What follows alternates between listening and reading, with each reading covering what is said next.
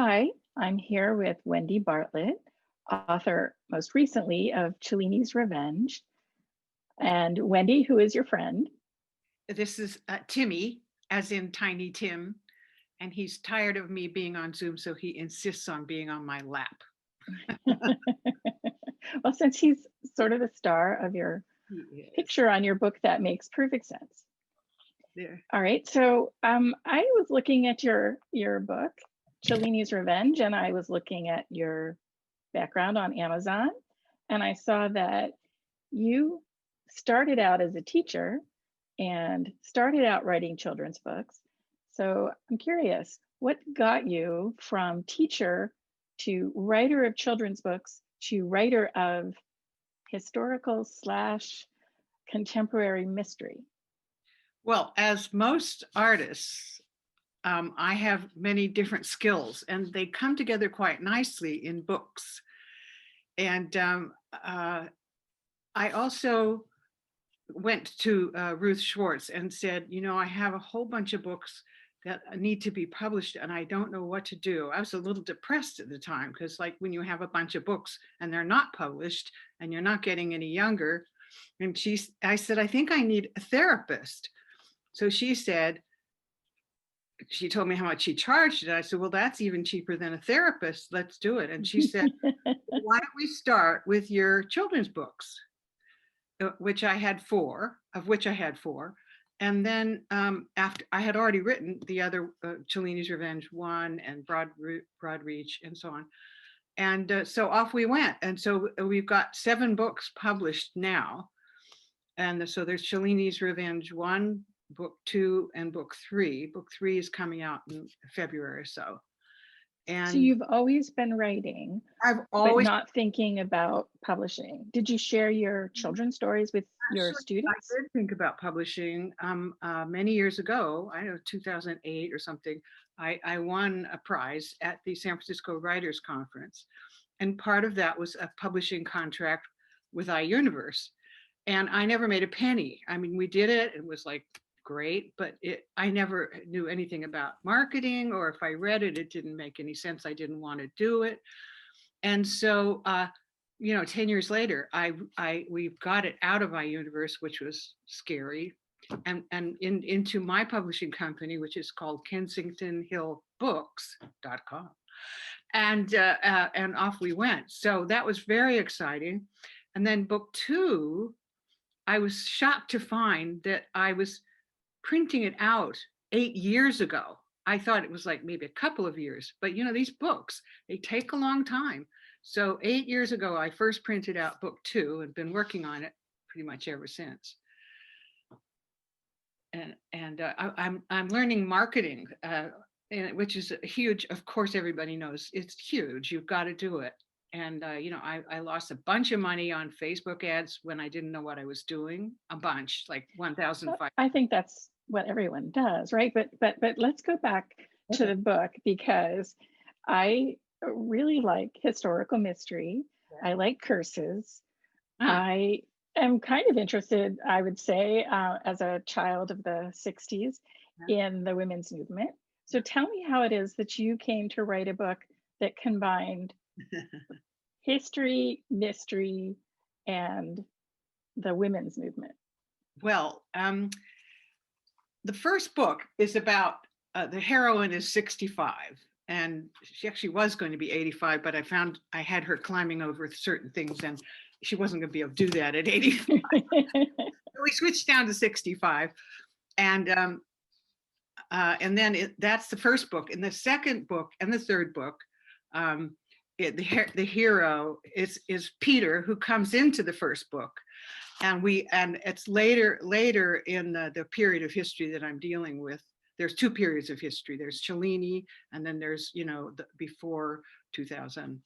I And don't like to call that history. Doesn't that feel strange to you to call that history? But you are correct. well, It a lot is. of it starts in the 1940s and 1956 and onwards. So we do follow Peter through 2 books dealing with from a man's point of view, with the women's movement, and with his wife, who is getting into the women's movement and stuff. So it's kind of like what I think his point of view might have been, like, what am I supposed to do? Am I supposed to open the door anymore for a woman? Things like that.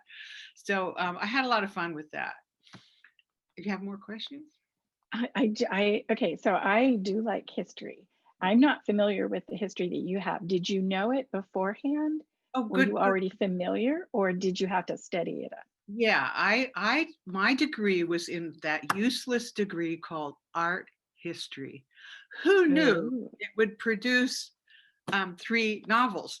So I had to read Cellini's autobiography, and which is a little bit hard going through some of it, but somehow that really made an impression on me.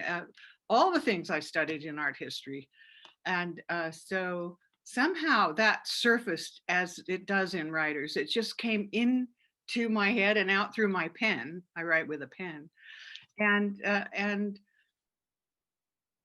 I don't know. I really like blending different stories together into one book. And so the curse, Cellini has his 12 silver cups stolen from him when he's delivering them at the age of 23 or so to a very, very, very, very, very wealthy man. And they're stolen. And he says, whoever stole my cups and they don't come back to me, to Italy, to Florence, they will have bad luck for the rest of their lives, or whatever, something like that. And so the people who get them in the 40s and 50s, 60s, 70s, 80s, 90s, they have trouble. There's always trouble. And there's a suspicion that it's something to do with Cellini. They always think that. And so everybody wants the cups to get back to Italy, but one way or the other, do they get there? And so I see that you have a third book in this series planned for 2021. yeah. Do you want to let a little bit out about that, or do you want to keep it under wraps? Yeah, there's more about Cellini. Of course, I did some more reading and stuff like that. So there's more, makes it more fun and more detailed, and more describing how he looked a little more, and his friendships and his people that work for him, but it doesn't go too much into that, because mostly the story is still about Peter, and a whole bunch of stuff happens in book 2. And Peter's a detective, right? Peter has always wanted to be a detective, and he loves Sherlock Holmes. That was his big thing, was Sherlock Holmes. And so it's just actually a lot about Peter's life, and into it comes the heroine of book 1, Catherine. So we see that whole scene from his point of view. So book 2 is from his point of view and somebody else's point of view, and somebody else's point of view. And then book 3 is from mostly Peter's point of view. So and Peter and Catherine, there may be a little bit of romance in there, are you saying? Not at all. I don't know. Catherine's no. Peter is he's 7 years old, 7 years old, something like that, and 1956. And okay. So yeah, no, so he's a few generations younger than she is. So I'm not sure how that will go with my readers, whether they want to read about younger people or older people, but they're all mixed in together, because aren't we all, So so where can readers find out more about you? Oh, I just want to add, as I moved along in the books, it got a little more romantic. I thought, gosh, I should write romance books or something. Well, you still can, right? I still can, yeah.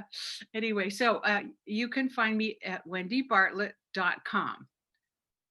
That's my website. Okay, I forgot to check to see if there were any questions for you, because I'm not looking at the chat.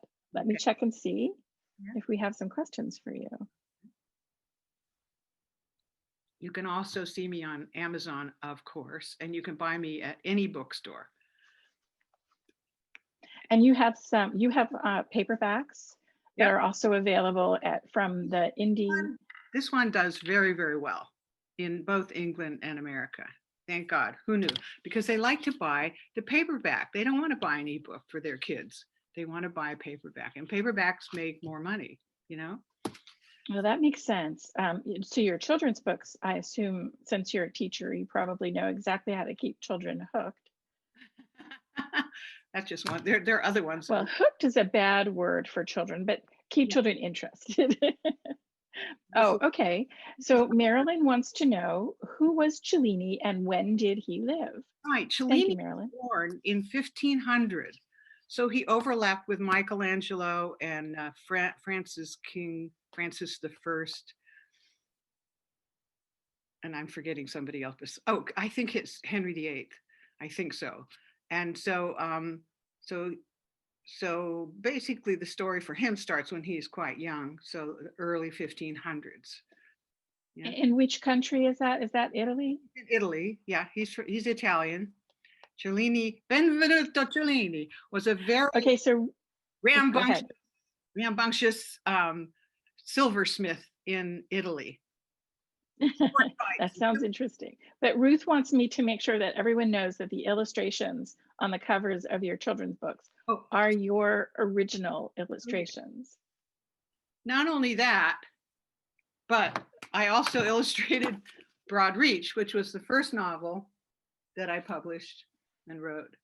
So, but the Cellini's Revenge was definitely, I worked with Ruth on Cellini's Revenge covers, which was torture. We were both tortured throwing this out and throwing that out and ideas and so on. It was really quite some process, but we really, really like what we came Well, up with here. thank you, Wendy.